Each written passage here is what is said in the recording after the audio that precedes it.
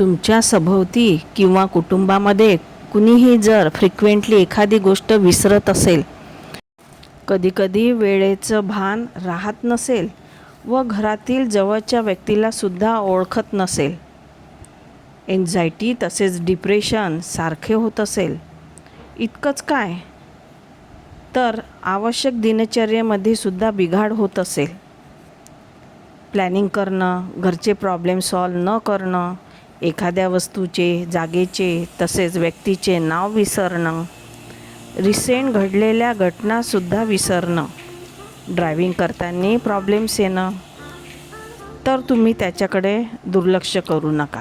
अशा व्यक्तींना लगेच डॉक्टर तसेच न्यूरोलॉजिस्टकडे घेऊन जाणं गरजेचं आहे. डॉक्टर मग सिम्पटम्स बघून CT स्कॅन, MRI तसेच पेट स्कॅन करून अल्झायमर या आजारासारखा आजारसुद्धा निदान करू शकतात. जर वेळेच्या आत याचे निदान होऊन औषध घेतले तर तो आजार लवकर बरा होतो, अन्यथा तो वाढतो व नंतर तो व्यक्ती स्वतःलासुद्धा विसरतो.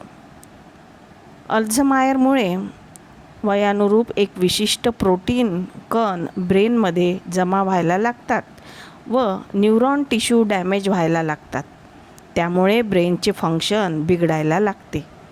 डॉक्टरच्या सल्ल्याने, औषधाने तो बरा होतो. म्हणून प्रत्येकजण या आजाराबद्दल अवेअर असणं गरजेचं आहे. अशा व्यक्तींना आपण सेल्फ केअर शिकवायला हवी. तसेच रीडिंग, नॉवेल रीडिंग, पझल सोडविणे, नियमित खेळल्याने त्यांच्या आजारावर चांगला परिणाम होऊ शकतो. न्यूट्रिशन चांगले असणं तर गरजेचंच असतं. रेग्युलर मेडिसिनद्वारे आजारावर मात होऊ शकते.